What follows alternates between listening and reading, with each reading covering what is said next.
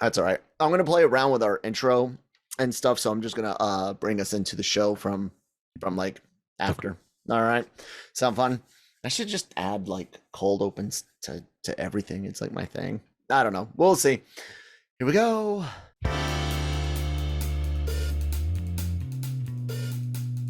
Thank you, ladies and gentlemen, for joining us here at the Anime-Versal Reviews podcast on the Genreverse Podcast Network, brought to you by LRM Online. We're available wherever you get your podcasts from and on YouTube. Please follow, subscribe, share us with some friends and family, leave some comments, thumbs up. Just tell the algorithm that you guys like this stuff so other people can find it and enjoy it as well. Well, I am one of the 3 hosts of this wreck. No, I'm just joking. We love this show. I am Kyle Malone here at LRM in the Genreverse, and I am joined by my significant other, Christine. How's it going, sweetie? Going all right. Good. And we are joined by one of our dearest and closest friends for ever, and the 3rd host of this show, Brian. What's up, bud? Hey. So everyone that listened 2 weeks ago, Christine and I are working on the Chobits thing. We've had to purchase additional action figures and panties. Yes. and also I've been sick. So like I'm just now like recovered. It wasn't COVID, but it was like a cold that would not go away. Yeah. So it happens. Yeah. It happens every now and then. But yeah, Brian and I got to talk. Well, all 3 of us mentioned briefly. Christine didn't care for Gridman, but Brian and I talked about Gridman a couple weeks ago, and you really, really enjoyed it. Christine didn't care too much. You guys can go back and check that out. We cannot recommend it enough. Brian, can you recommend it enough? No, it's absolutely worth your time. Definitely. Mm-hmm. 100%. So this week we are I got Brian to catch up so that way we can talk about what comes after Dynazenon, but let's talk about fucking Dynazenon, which I said last week. I was like, this series ups it. It's different, it's more mature, it's a whole different thing, yet it's the whole same thing. It's beautiful. I pumped it up, Brian. Your initial reaction to it when you started watching it? It's more mature in a lot of the themes, and it's cool because you have all the cool kaiju stuff, but man, is there a heart and soul to this show. and it's not that that's running along it, and there's a lot of great stuff in it, and it's look, both shows are great. This one may be a little better in my opinion, maybe. I don't know. But yeah, it was absolutely fantastic. I enjoyed every minute of it. So Christine had an issue with Akane and some of the tropes. Brian and I, we have issues with how they can be grading depending on the shows, but it was kind of like we saw layers to it, but you couldn't quite get past certain aspects of Akane's character. But what did you think about Dynazenon? I liked this so much better. For me, a lot of these types of animes, like it'll be a turn off because of the characters. I don't have a problem with, transforming robots. My problem is like characters grating on my nerves. Mm-hmm. This show was really good. I definitely enjoyed the characters. As much as I could watch from it, because I was kind of like in and out. Still dealing with being a little sick. Yeah. So I missed a little bit, and I do want to go back, but I did enjoy it, and I loved the ending, and yeah. Yeah, we'll have to get to that ending because it is. I got goosebumps, Brian, the first time, this second time, and this time watching Yomogi's last move. Like that was pretty intense. We'll get to there. We'll get to there. All right. So what we like to do, I've already said that I loved it and all that. And one of the things that we really like to do with this when we break it down, we don't do the Cantina style anymore. We're done with that. That is the Cantina method, and it will remain over there with Star Wars. But we're gonna talk just like we did with Gridman. We're gonna look at the story, some of the themes, discuss some of the characters, and then look at some of the technical side of things, like the animation, music, acting, things, whatever might come up. And then Brian, did you see that picture I sent you last night? I did. Good. Did you get that thing that I sent you? Mind taker. Anyways, we don't what is it? We don't borrow, we don't ask, we take. Yeah. We take the minds. Good old fashioned Harvey Birdman attorney at law. So spoiler warnings, ladies and gentlemen. Let's see what shakes loose. So Dynazenon takes place in what looks to be the real world. At the end of Gridman, we do see like a real live action. What we assume is Akane in the real world waking up. But here we learn that this world it's a version of Japan. It's not a digital world like in Gridman, and it's got history, at least 5,000 years of history, in which there were a very, very advanced civilization where kaiju and kaiju users and things like that existed. And your initial entry into this show is a couple kids potentially talking about a student that offed themselves, like just to set the tone of coming off of Gridman, this really awesome sci-fi adventure that did have some heavy themes, but suicide right off the bat. Brian, what was that like for you? I didn't realize how much that would be a part of the series. like you're right. You're watching the show and you get that line and you're starting to, all the little pieces are being laid out, including things that we don't find out until later, like the little pebbles or whatever being thrown around. And that, you're right, that particular line, I was like, I didn't realize that was going to be such a big sort of part of the show. Going to those very there's a lot, like I said, a lot of emotion in this show. It's not just about fighting kaiju, it's about finding yourself. It's about relationships. Growing up, it covers moving all those on things. Yeah, moving on, absolutely. So but there has to be something to do besides the relationship stuff. So we do get to meet a former kaiju eugenicist, a former kaiju user that died 5,000 years ago, was actually resurrected and helped Hyper Agent Gridman in the very, very first Studio Trigger Gridman animation. It was just like a single short, and they reference that later on in the series, that he was a mummy and woke up. And Yomogi is our like male protagonist, and damn man, that popped loud, sorry. Yomogi is our male protagonist in this series, and he meets Gamma, and Gamma's the former kaiju user, and he ends up meeting, he's got a female classmate named Yumi. She's involved. Her sister is the one the students are talking about dealing with suicide. She didn't have a great relationship with her sister, and these rumors are starting to get to her, and she goes on an investigative journey during this episode, and she's one of the key stories that we get to follow through, along with the whole kaiju eugenicist, which is these 4 other users plus Gamma and their history. And then you have the rest of the supporting cast, Kogomi, freaking Chise, and Yomogi. It's just really, really cool how they balance these 3 big storylines throughout, and we even get to see some Gridman characters appear later on, which we'll get to. I know, right? All leading up to this amazing like storyline, where again, a lot of those like theological things Brian and I brought up in the Gridman discussion come roaring back with the discussions on free will and who should rise up and who has the right to exist. And like, dude, it goes like episode 5 on, it goes again from a continental shelf to just like the abyss on how deep it goes. Christine, following the story the way that you did, what parts and like what threads really kind of spoke to you and at least got you interested to see what would happen the most? I definitely wanted to find out what happened with Yume's sister. what was her name? Kano. Yeah, I did want to find out and see how that played out, because I mean, it's got to be hard,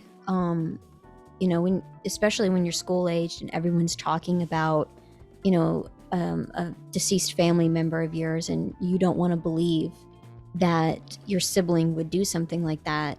So it was kind of like I'm hoping for, closure for her, and that she gets to the bottom of things. And of course the will they won't they, like is she just gonna is she gonna get with Yomogi? Yeah, are they gonna get together, that sort of thing, because it's like at the beginning, like I remember seeing that scene where she doesn't show up, and I'm like, you bitch. Exactly what Gamma said. Yeah. Brian, you're kind of just take us through like some of the same thing, like what threads really just got to you that dragged you deep into the show, or was it just all of them? All of them. And the will they won't they thing, I think worked better in so this than good. I can think in a long time. Like that's usually something that annoys me, but to me this one was perfect. And jumping to the end when he puts his hand out, and I was legitimately like, good job, y'all pulled it off, because usually I feel that's fumbled in a lot of, not just anime but in general, in a lot of entertainment, but especially, or it's like really cheesy, and but this worked so well. I agree. The journey they went on, the whole thing about her sister, and I mean, I think it was episode 10. Wow. Oh yeah. Wow. Where you're going through the memories. Oh, the dreams. The dreams. Yeah. Was that 9 or 10? It's 9 or 10. Yeah, for certain. Yeah, it's one of those last 2 or 3. But yeah, absolutely. Just one hell of an episode, and even the character who doesn't have a job, which is sort of a running. It's a running gag, but when you dig into it, and then there is this whole idea of purpose, and I love the gag at the end when he changes his look and they're like, who are you? That was funny. His cousin, that was yet again a character where I was like, uh-oh. The Moe girl. You're like, no. Yeah, I was worried, but what blew me away was they played the character very well. It didn't feel forced. It was like, no, this is a character who's also trying to figure themselves out, where they stand in the world, and has a hell of a story arc that really pops up later towards the back end of the series. So yeah, everyone's story. I didn't hate anybody's hair this time.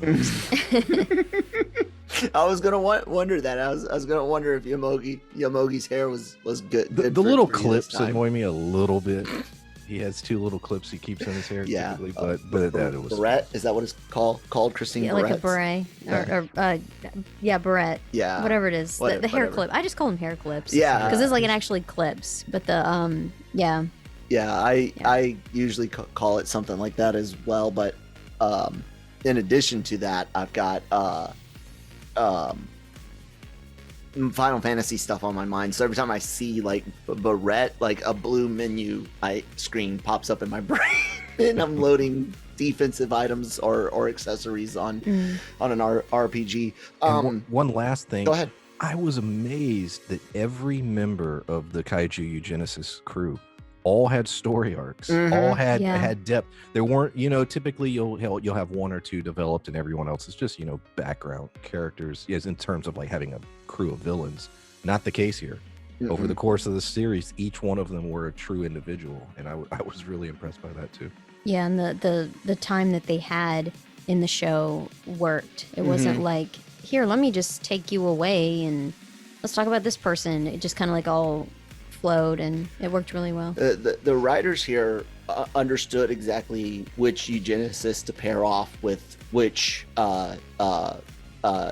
Dynazenon characters. When you see what is her name, Majina follows Koyomi, and then you've got Suzumu who follows Yomogi and Yume.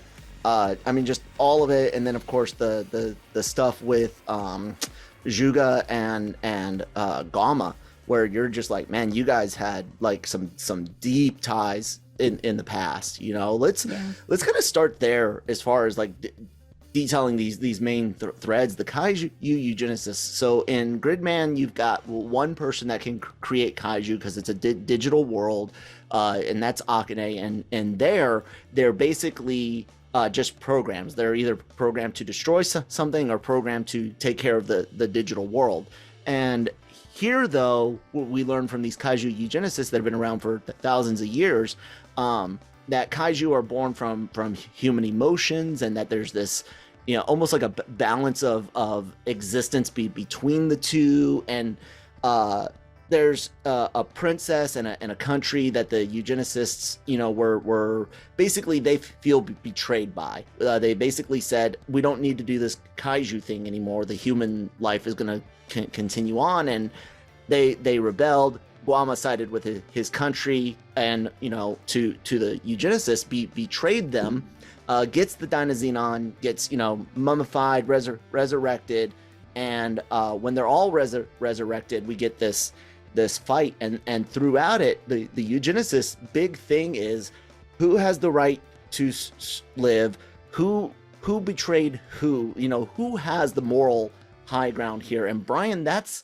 the Luciferian, I think is the proper word, and fallen angels story to a fucking T, is it not? And this just carries on Gridman shit, doesn't it? Like, beautifully. Yeah, definitely. And as far as that plot line, that was the only, if I had any gripe, I'm like, man, I want more of that. Like, that 5,000 years ago, you get little glimpses of it in the memories or flashback episode, whatever you want to call it, but you also get little lines of dialogue explaining what happened in the betrayal.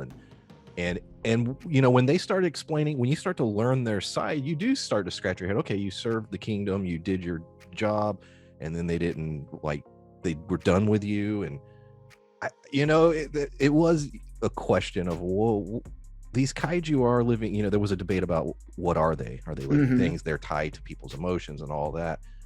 In a world like this, perhaps the kaiju do serve a purpose in a weird way. But clearly, I don't condone them, destroying cities and everything, but they perhaps there needed to be a conversation had with the characters and say, okay, well, we do need a purpose. What is that purpose? Yeah. But a lot of questions. And I love how they're deconstructing giant monsters that destroy cities and really analyzing if there's a reason for it, or needs to be a reason for it. Now, no, Christine, you don't always dig into things as much as Brian and I do to see. You might see these layers, but you're not as interested in those. You like the story. That's I don't being like to presented. dive in the deep end. Yeah. So what do you, when you see the eugenicists and Guama, for people that are more like you, not necessarily looking for something as heavy, please tell people that they can enjoy it on the surface level as well. Like, what did you enjoy about the kaiju? Because you mentioned specifically getting to see their stories as well. Yeah. His I don't remember as much since I was in and out. So I don't really know how it all plays out. But yeah, I felt the tension, and yeah, I need to go back and find out. So, but it's just the drama, just the fact that they got history and stuff. Yeah. Yeah. That's that, you see, and that's what's great about the show is they Christine doesn't like this type of stuff at all usually, and not anime, of course she loves that, but she's not into Power Rangers, not into Mecha, not into Ultra Series type things. But that's just a testament, because one of the big things about this, guys, correct me if I'm wrong, this is a lot like Battlestar Galactica, where it's like real world drama, real life situations set in a fantastical setting, and anyone can really relate to the show. Get something out of it. Yeah. Brian? Yeah, there were episodes of Gridman, not to put it down in any way, where I was like, okay, where's the fight? I'm looking forward to the kaiju. There were episodes of Dynazenon where I forgot that there was going to be a fight. I was so wrapped up in the plot lines happening, and then I was like, oh yeah, of course every episode has to have a battle. But it does such a good job of making you sometimes even forget that, oh yeah, that's what this show is. And that's impressive for a series like this. Absolutely. So let's carry on into Yume's discussion, because her story gets weaved in with everyone, because the eugenicists talk to her, Yomogi and Gamma is really, really helpful for her. Little alone the even getting to spend some time with the parents and seeing just regular like life. So even the react when Yume says she wants to go visit her sister's gravesite, the mom's all like weirded out, but the dad's just like, thank God. When do you want to go? Like I love that. And I love that aspect of this show. So Yume's got the sister died. That's been ruled an accident. That there's rumors of potential bullying.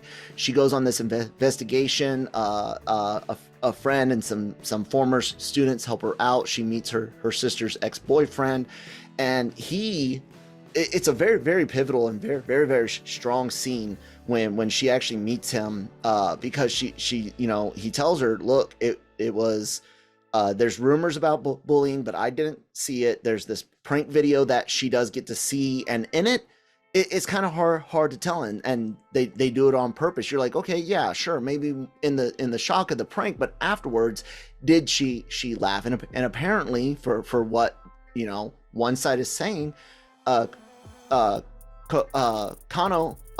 was okay, and the ex-boyfriend says she wouldn't have offed herself. That's not the way she is. He looks very uncomfortable and upset at even having to talk about it. Yeah. And in the end, at the dream episode, so to speak, Yume and Kano get to have this freaking amazing interaction where she gets the closure she needs, and all through this time she's got this Ankh puzzle, like metal puzzle twist, pretzel type puzzle, that she's been fiddling with, that was her sister's. And right as she solves the puzzle in the dream world, the dream breaks. The sister's frozen with that beautiful smile at Yume, and she gets herself out of that world, man.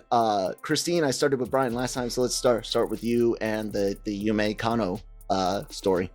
Yeah, from what I saw at the beginning, like they were also talking negatively about her, and when, oh God, what's his name? See, like, which one, the main guy? Yeah, Yomogi. Yeah, when Yomogi, asks to meet up with her to hang out, and she doesn't show up, like everyone had called it, and it was funny seeing Gamma call her out. Like he was watching, and then like just lashes out at her, and like as time goes by, you kind of understand, she's on a mission. This is what drives her, and that slowly works itself out, and she can she pulls herself out and she can move on. And it was just really nice to see.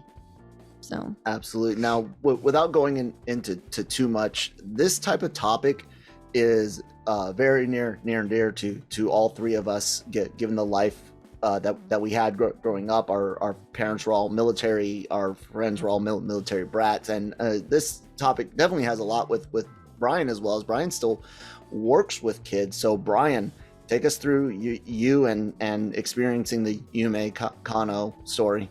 Yeah, exactly what you just said.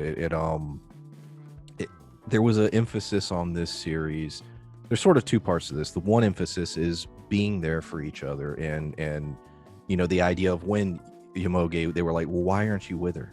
That thought, and he knew, and what I loved about it is he knew deep down something was off, and he should have stayed with her. Like he knew it, but he didn't. And sort of that idea of being there for one another and helping people through whatever they're going through. And then the other side of it, and this is the sort of the dark, depressing side of it. At the end of the day, it doesn't really matter how her sister perished. Nope. The reality is the world she lives in, her sister's dead, and that's what she has to accept, and that's what she has to go in life with. And that's sort of like you were saying, they're very vague on certain things. Like they're not just outright saying yes or no. And her, when she's in that memory or whatever, her sister's like, no, it's good, but it feels off to me, at least, watching it. So but in the end, it doesn't really matter. She's in a world where her sister is gone, and she has to live with that. And the grave scene is a great end cap to that storyline, I think. Yeah. I could not agree more. That's just an awesome way to put it. It's a very, very touching story. I love that dream episode and the release. Like I said, that moment when because she, Yomogi does manage to reach her, because in the dream episode, everyone's been absorbed by this kaiju, and basically Yomogi's the only one that initially breaks out, because he doesn't have a lot of baggage. He's got an annoying potential future stepfather that he doesn't seem to really like. Mm-hmm. But that's about it. So his whole dream sequence is his mom, talking about this dinner to meet the boyfriend that she's dating, and he's immediately like, fuck this noise. Hey, Dyna Soldier, let's go. And he goes to the rescue. Fucking Kane, I combined their names. Yume, she asks him for more time, and because they both rush to save the city. He's like, if we don't get to your sister, something bad will happen. They rush out there to get to her. She's, give me some more time. That moment when she breaks the puzzle apart, looks over to Kano to say, hey, look, I solved it, and there she is, just frozen in time. The glass shatters. Dude, they used such beautiful light and silence again. Mm-hmm. Anyone want to expand on that scene or anything else about Yume and her sister? I think it as a kind of disagreement, I think it has a little more importance that it wasn't suicide. Mm-hmm. Because I don't know what it's like to have a family member commit suicide.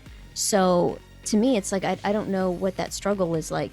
Because an accident, like, sometimes you can't be there all the time. You can't. So someone gets hit by a car. Like you. Yeah, I don't. But like emotionally, like trying to save someone, where it's kind of like that relief. Like, okay, so she didn't just leave us. Mm-hmm. It just was an accident.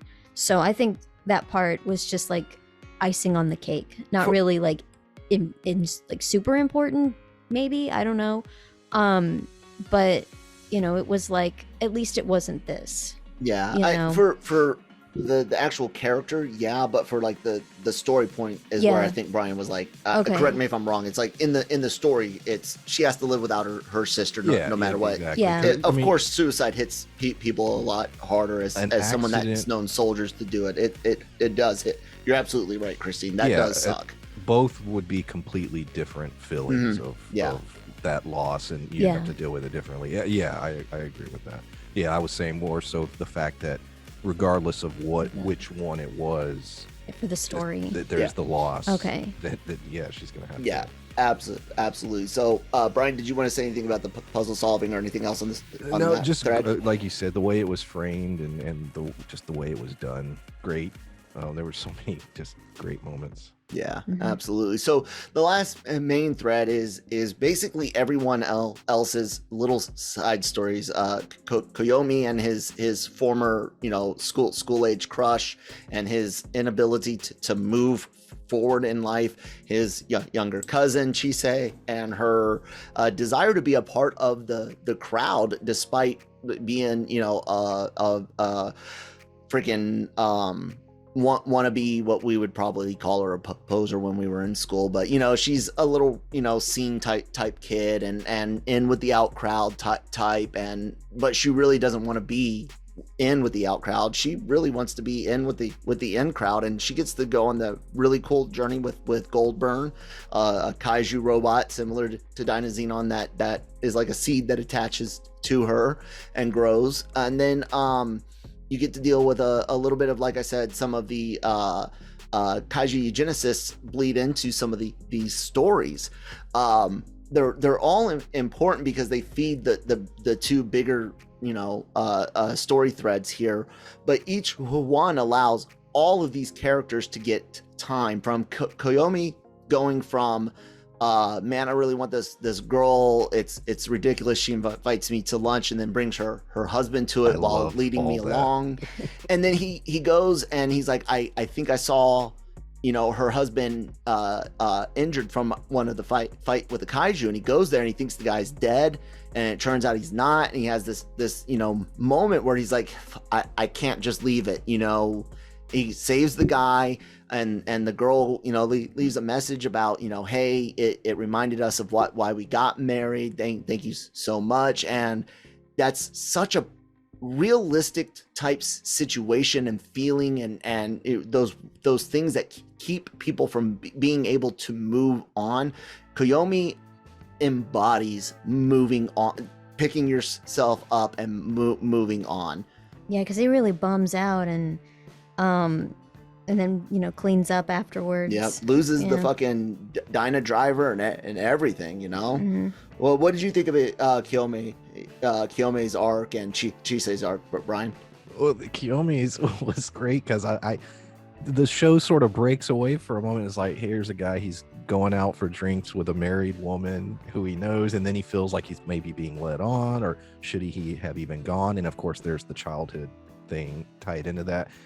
Like, it's just bizarre. It's like, this is all happening. These are the emotional beats he's going through, while also like, oh, phone goes off. Oh, I gotta go fight some kaiju.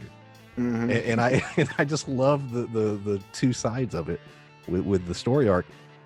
And as far as his cousin, like I said, I was just impressed that it didn't get annoying to me. And when they introduced Goldburn, which was, like I said, later in the show, my God, it was so cool. And when it started doing the combining and everything, mm-hmm. I was like, oh shit, like, I was blown away by that. But she never once was annoying to me in that whole story arc, and I was impressed that they pulled that off.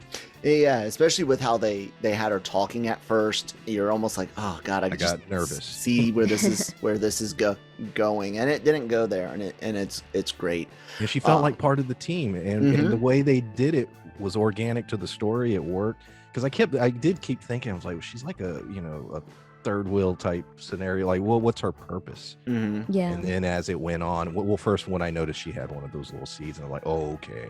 I started. They make you think maybe she's gonna be like an Akane That's type, where my mind was bad, going. Yeah. And then when it went the way it went, I was like, oh, cool. I absolutely love that they managed to keep us guessing in both of these series. You really don't necessarily, despite all of the tropes that go into this, because we've mentioned that this series feels like someone making commentary on many different things, you know, and it's really done really incredibly well. I guess the last thing to like really touch on as far as story mode is what connects this to Gridman. Well, Brian, tell everyone, because this is something I had to hold on. Like when we talked about Gridman and I realized how much you loved Grid Night, I was losing my shit at not being able to tell you this. And like I went online and I started looking through like regular pictures of merchandise, and I was like, okay, good. I don't think he's gonna see this reveal. So there's this big fight. Two of the kaiju eugenicists are using one kaiju, and it just beat the shit out of Dynazenon when out of the sky comes Grid Night. Brian, me straight up, I jumped up as much as I can jump up, and I'm like, it's fucking Grid Night! Holy shit! No joke. Brian, what was it like? So I think I told you the other night, I was watching that episode. I was lying in bed, I was watching it casually, relaxing, and I have stayed completely spoiler free. I haven't watched any trailers. Like I purposely went into this knowing absolutely nothing, not looking up toys or whatever. Right. So no, when I saw Grid Night, I did this. I literally almost leapt out of bed, like, oh shit. And then my mind's racing. I'm like, oh, wait a minute. What does this mean? What does this mean? And yeah, it was so cool. I mean, the transformations in this thing. And they did every possible combination you could think of. And when, like I said, when they started factoring Goldburn too, I was like, oh my God. Like I haven't yet, but I am going to be looking to see, okay, are there figures? Yes. Yes. I'm like, this is the first time in a long time where I'm like, I think both old Hyper Agent Gridman figures and current like newer Dynazenon and Gridman cool. figures. So yeah, as well as you could still find some Superhero Samurai Syber Squad toys on eBay. Yeah, it was a very, very cool thing. Christine, I know you're not into she's I'm over just here with okay. yeah, she has that I don't give two fucks face on right now. But it's really cool because, like Brian said, what does it mean? Because we get the feeling, the second, which is his companion, kind of like you had the Gridman alliance with Samurai and all of them. Knight has second.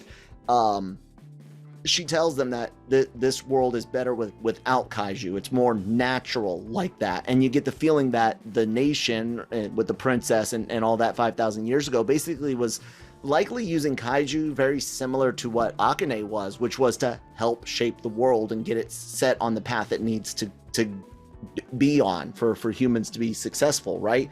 So once you're done using the tools to do that, you don't need them anymore. And that's kind of what I think is that backstory.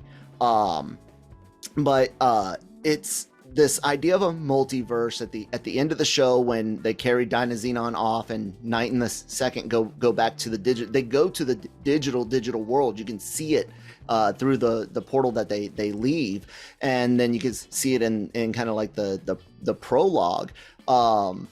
It's a big deal if this is the real world and kaiju can do there, but dude, they did give us a fucking live action. Now, the music video for the OP song in Gridman does have that same setting and live action like character and whatnot. So maybe it was just a tie-in to that, but I really don't know, and I kind of like that, because to wrap up the story, Brian, what's next is Gridman X Dynazenon. What do you think?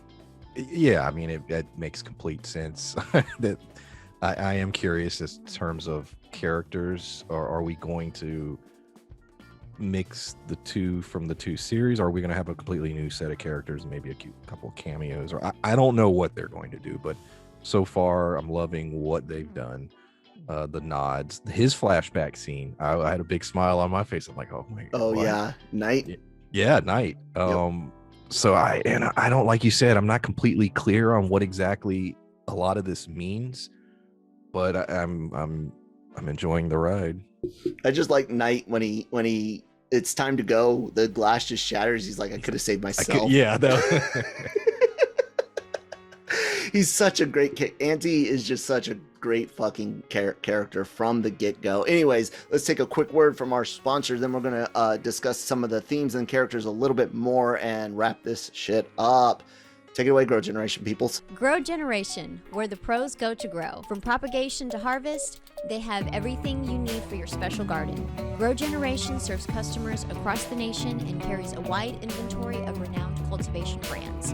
Go to www.growgeneration.com, where the pros go to grow. And thank you so much for sponsoring the episode. So we've kind of blended in a lot of character discussions and theme discussions into that story discussion, but man, Brian, I have to bring up Kaiju Eugenesis to you, and just you mentioned you wanted a little bit more from their past and stuff, but kind of just dig into some of these characters, especially Suzumu.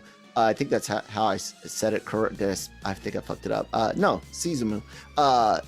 The blonde-haired kid with the braid that is with Yomogi and them. Kind of just take us through what else you would like to know, what you think, and like my theory, what happened. Well, first, I like their uniforms. Yeah. the visual. Cool. How do you say it? K, I think is how you say KEI. That old like the Le Arc-en-Ciel, the flamboyant dressing musical style. Yeah. Okay. It was really cool. I like the idea. Call yourself a weeb. There's a lot. I don't. Carry on, Brian. There was a lot of discussion about how a kaiju user is not really a person. Like they're sort of a distinct, like they consider themselves something different. And if you lose that ability, you're just a human. And I thought that was an interesting thought. It got me thinking more about, well, what makes them special? Is it just you're born that way? like I said, we don't get any of those real answers, which I'm fine with. But in terms of their purpose, I was also looking at it like I was thinking it's sort of samurai, where it's like, okay, you serve the princess, you serve your nation, you have a purpose, and when you no longer have a purpose, no longer have a war to fight or whatever it is you're instructed to do, what is your purpose then? You either die or find a new purpose, and that's sort of what they did both. Yeah. They died and then found a new purpose, and I was thinking about that's sort of cool. I like the way that all played out. I would love to know a little bit more about the betrayal and how it all played out, whether they did a cool special for it or whatever, but maybe we'll never get that, and that's fine. But I really liked every time they spoke, any of them spoke, it was always the clock was running out. Like they were getting more and more desperate as time went on, and I didn't know why. And then we find out in the end there's a limited number of I guess kaiju seeds or whatever that they had.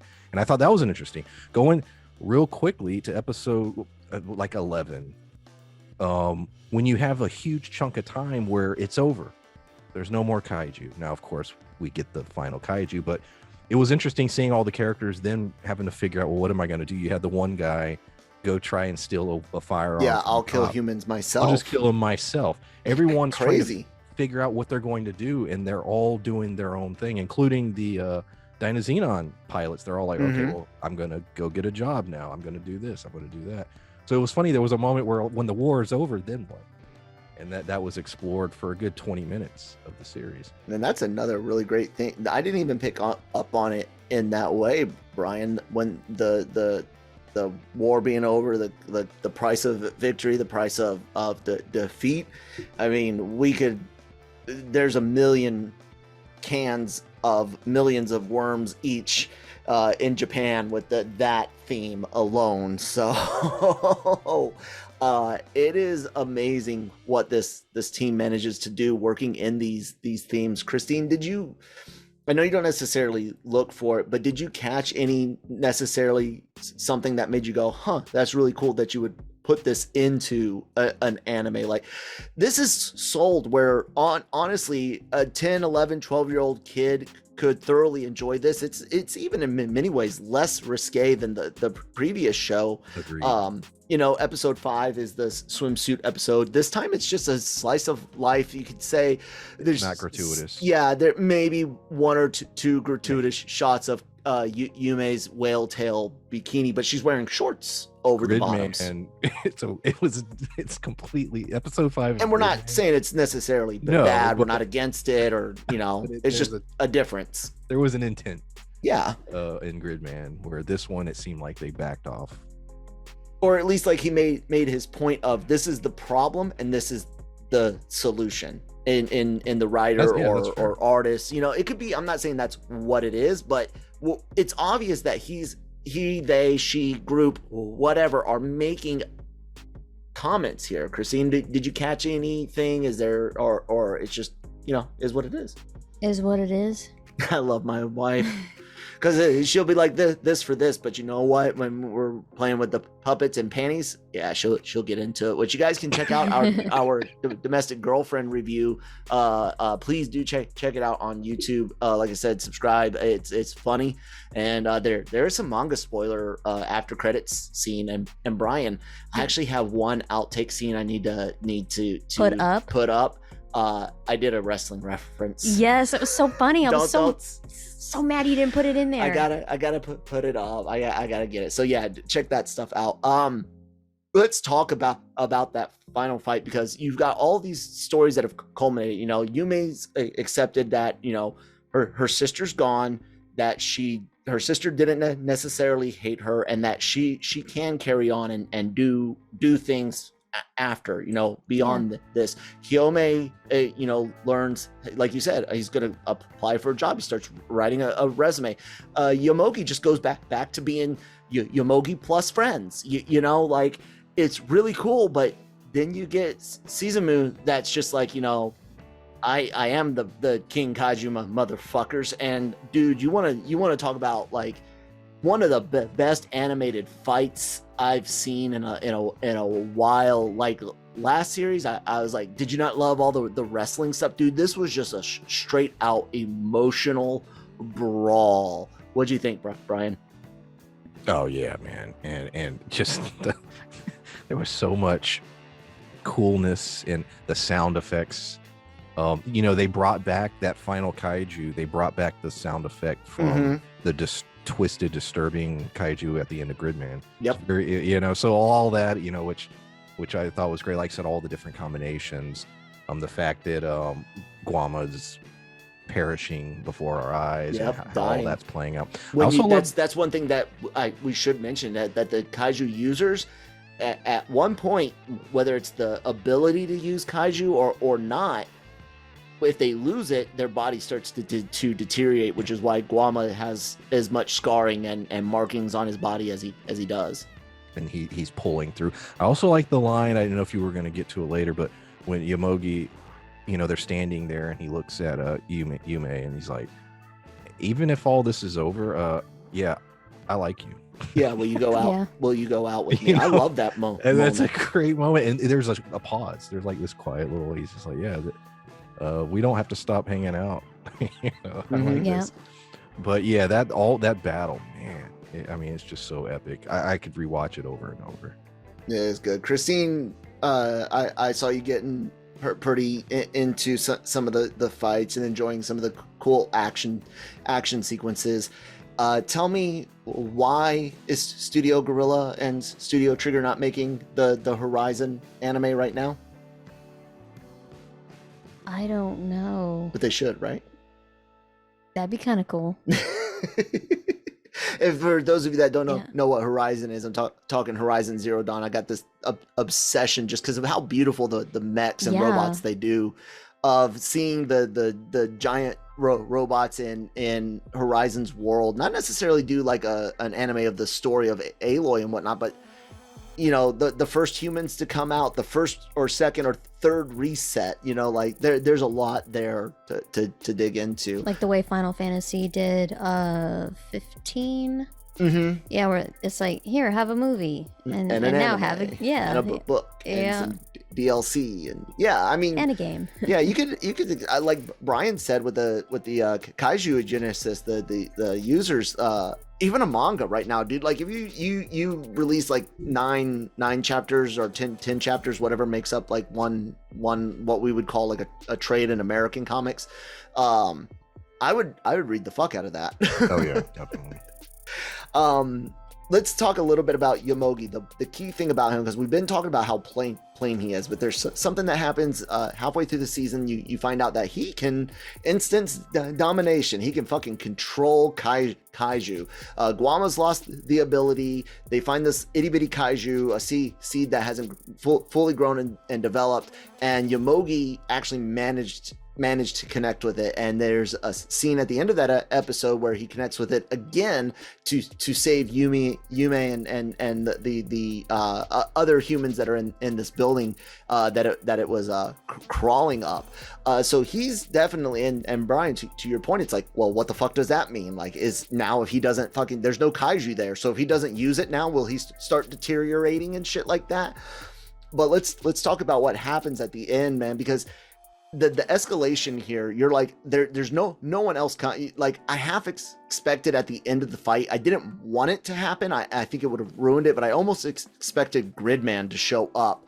But when Yomogi straight up undoes from cannon mode and runs, like I knew what he was going to do, dude. Like my hair started rising up, like in-game type feelings again, get Dr. Stone finale type feelings again, and I'm like, he's gonna fucking do it, and straight up does, dude. Hand up, instant domination, takes over the fucking kaiju. The goddamn Dynazenon team just obliterates the eugenicists and stunned. So I love all of them have something to say. Everyone gets a moment too in this fight when they're hitting each other. Koyomi and Mujina, Juga and Guama. Everyone gets something except for Suzumu, who fucking perishes in silence. Christine, did it kind of get you a little warm and fuzzy? Yeah, I really liked this fight. Like, you saw me, I was just like, because sometimes like I'll get on my phone real quick, and but this is like phone down. Yeah. And I'm watching, I'm like, oh damn. But yeah, like It was really cool. Brian, for you seeing Yomogi make his ace in the hole move, go ahead. Well, it finally, they had teased it earlier that is he a kaiju user himself? And it's like, yes. What does that mean? And like it goes to what I was saying earlier. Are you just born that way? Are you like a mutant, a special thing? And maybe the world people don't know they are because there's no kaiju, and now he's awakened, if you will. I don't know. They don't explain it, but it does bring more. And it's interesting how he bumped into Guama when he did. It feels more like a destiny type thing. Like, okay, he was there because of who he is, and something was happening, because he still didn't understand. He was looking for the princess and why he was given Dynazenon, and a lot of things aligned, and we're not really told why or how. Yeah, that makes great sense.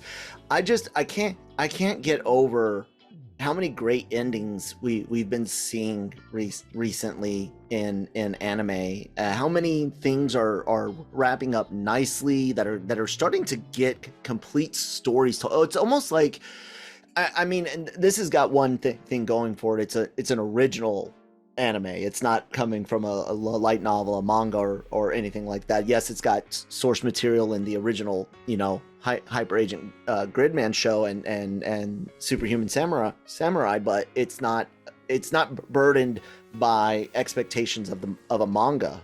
And I think that, and especially the 12 episode count, and this kind of gets into the technical side of things, that is such a sweet spot for anime, I'm finding, Brian.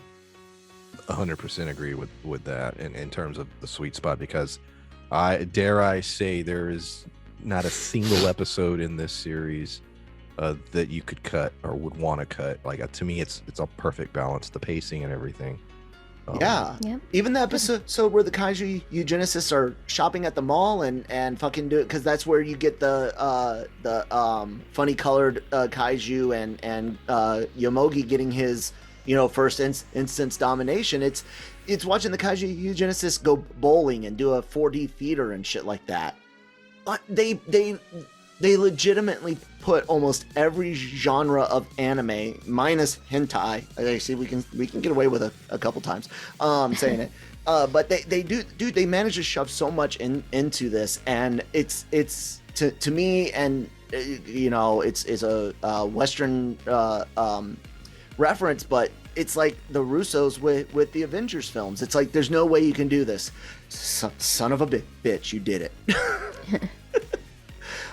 So on the rest of the technical side, animation, I won't say it's like vastly superior to Gridman. I do think you could see a little tightening, especially in the CGI. I think is even better blended here and better used.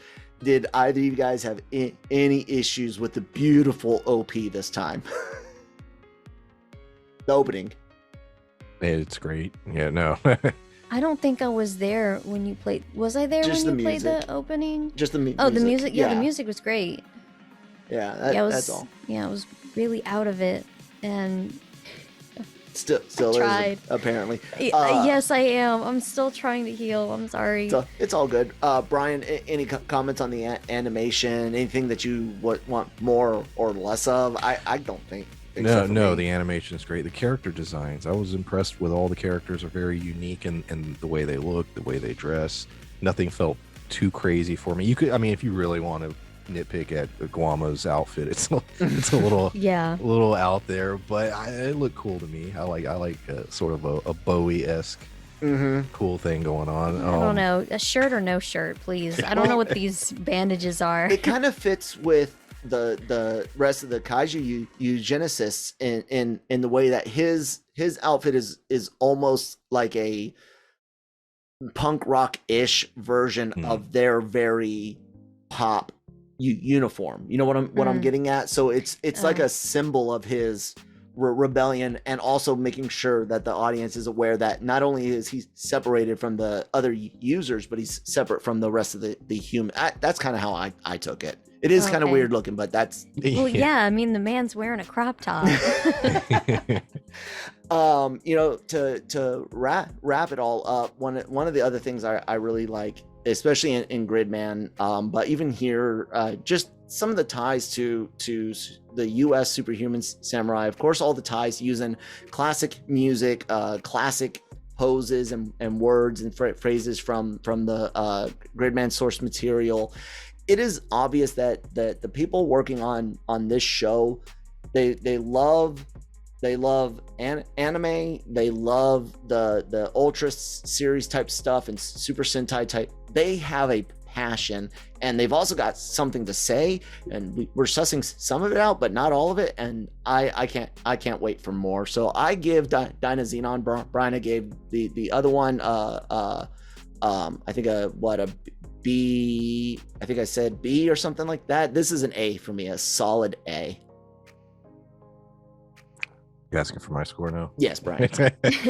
This is killing me because I'm on the fence with an A or an A plus, and because I was like, is there anything I would change? And I'm like, is this perfect to me? And it might be, but I don't really like the idea of A pluses. But yeah, you already gave a few of those out this year to Dr. Stone episodes. Well, well, those were perfect episodes. Yeah. I think, I'm in the mood. I'm giving it an A plus. To me, this hit the spot that nothing like it has hit in a very long time. That is awesome. For a 12 episodes. I think every episode was phenomenal. That is awesome. Christine, do you feel like you could give a grade, or you just want to say, yeah, you want to go back and see it? I want to go back and see it because I've got a lot of blanks. But it's somewhere in the A's, whether it's an A minus, A or A plus, I don't know, but I did really enjoy what I saw, so it's in the A's at least. That'll work. I'll take that. But Brian, I mean, dude, we've been should we just like show her NGE now? Is she ready for Ava, man? I don't know. That's one that this is similar. You're right. Yes, because there's a lot more going on than just giant things fighting. And you want to talk about like looking at the you want to talk about like some of current events, like, okay, ladies and gentlemen, you want to talk about current events. Let's look at the Olympics and conversations about athletes and pressure and stress. You want to look at what pressure and stress does. You want to look at a visual representation of breakdowns. Watch Neon Genesis Evangelion. It's true though. It can equally be one of the most cathartic watches you will ever have, while also being one of the most terrifying watches you will ever have. If you really think about certain things in it, it can make your stomach hurt. Like, it's one of those where there's times where like, oh my god. But it's also one of those where if you just go on the surface level, even you still get a lot out of it. But yeah, there are people I know that they're like, you got that out of NG, and it's like, yeah, don't worry about it, guy. You enjoyed it for what you did. Just let me be. I'm so confused right now. I'll give it a try. Because it's like, I don't really know what y'all are talking about, but y'all seem really excited, so okay. Anyways, so the cool thing is now we're all caught up. So we're trying to get to where we can start covering more shows here on Anime-Versal for you guys in real time, weekly, and as many of them in subtitles as we can, because Kyle has this horrible issue where I occasionally do third person, where wherever I discover an anime, dub or sub, that's how I have to watch it, which I am scared shitless of what I'm supposed to do with Gridman X Dynazenon, because I found Gridman in English and Dynazenon in Japanese. You're gonna have to get over yourself. We're gonna watch it in sub. So yeah, we're looking forward to that. We're looking forward to Chainsaw Man. Absolutely. Christine and I we're doing Chobits for Midnight Run next week, and we'll look at doing things, but we're the first real-time one we're really hoping to do that we know of is Rent a Girlfriend season 2, which you want to talk about of all of the kind of mature rated R and the spicy stuff, not the H word. That's one of the most accessible ones, because while it's yeah, sure, the guy rubs one out on in a scene, but that really happens in life. People get depressed and do that just bored or exactly. Yeah, So good time. it just does a really good job at exaggerating real life situations, and so we hope to do that. Speaking of Chainsaw Man, dude, their chief director has a whoops, I did not mean to do that. That chief director for Chainsaw Man worked on Gridman. Oh shit. Okay. Yeah, buddy, and it's Mappa, the guys from Attack on Titan doing the animation. So that's the studio. So I'm really. Is there a date on that? No, I saw someone, I don't know their reliability, but they were saying that they are guessing on a November, December, like a winter release. I don't know. I just know we can't wait. So we're going to be covering more things in real time. If you guys have a suggestion, please let us know. We're always looking for things, and I'm sure Brian is looking for something to try to one up me, because so far, dude, I've introduced you to several shows that you have absolutely loved. Yeah. True. So thank you guys so much for listening today and joining us. Like I said, please like, share, subscribe. There's all sorts of social media information in the descriptions below.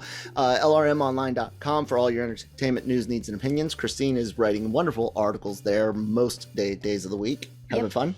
Yes, I am. Outstanding. And then, of course, we have all of our podcasts. There's a Marvel show, the Marvel Multiverse Mayhem. There's the Cantina. We broke, casting news dealing with Obi-Wan Kenobi last week. And then we also did some stuff dealing with Mandalorian universe shows like Ahsoka, Boba Fett, and Mando itself. So check all of that out. But Brian also has his own side gig over on what channel, Brian? You can find me on YouTube, and the channel is PulpMythos, and I review shows like Why Women Kill, and I'll be doing American Horror Story later in August. Cool. There you go, guys. Definitely check out PulpMythos, because a lot of those really cool niche shows end up on his and his team's radar. So definitely like, share, and subscribe, all that.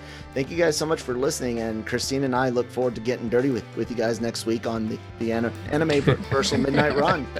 Until then, we'll talk to you guys next time. Bye.